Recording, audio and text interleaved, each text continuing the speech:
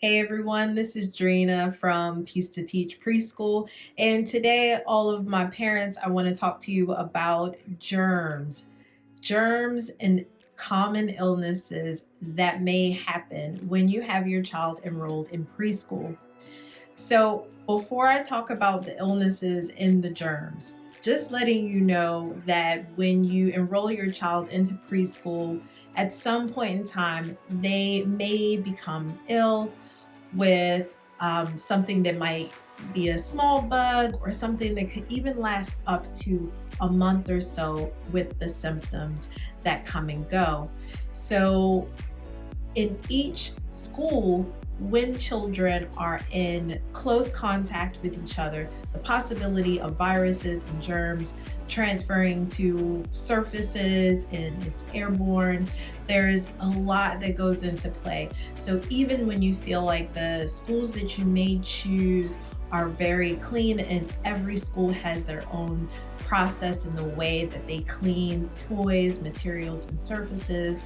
So at some point, we do have to look at what do those illnesses look like and what can we do when that happens. So I like to start with just listing a few of the common illnesses that I've seen over 16 years in working in a preschool setting. So there's always the common cold that we see, that's the runny nose, cough, congestion, may have a mild fever, but it goes away after a day or two. And the symptoms may last up to 7 days. And then, second, I think most commonly would be the stomach bug. And that's a virus that it could last up to 7 days as well.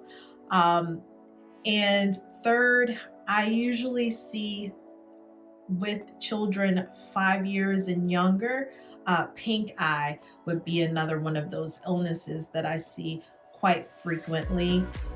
Let's see, another one would be one that's called hand, foot, and mouth. That is a virus that is highly contagious and is very known to take place in a preschool or a daycare setting.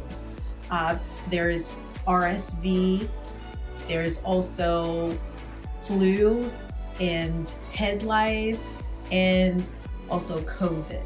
So when we're thinking about all of these possible illnesses, it's good to think on what we can do as preventatives and what we can do as far as making sure we communicate symptoms that we see in our children and know the wellness and illness policy at the preschool that you have your child attending. So, first things first is that you want to take symptoms seriously. So, when you see your child with a particular symptom that is not typical for your child, it's good for you to also communicate that with the caregiver, the teacher.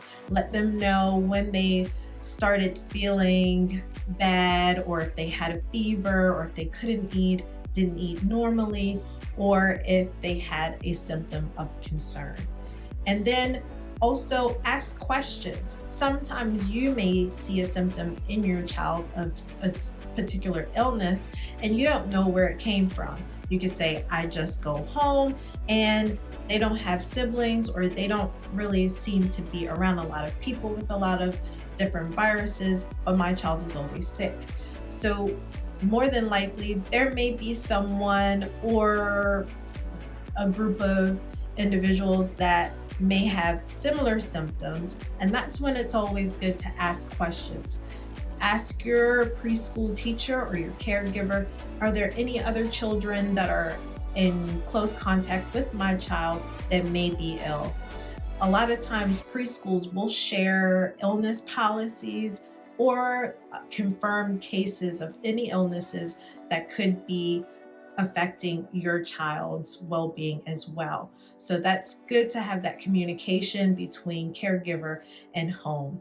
And then also have that information to share with your family doctor. It's so vital that the communication gets to your appointment, when you go, you say, hey, my child has a runny nose, a cough, congestion. What do those symptoms mean? But also add in that you do have your child in preschool. That changes a lot of the perspective in the doctor's opinion on how they diagnose your child, because some symptoms can be very similar in different illnesses, and the doctor, as much information you could possibly give them, could help diagnose your child with the right medication or support that you can give them to help them feel better.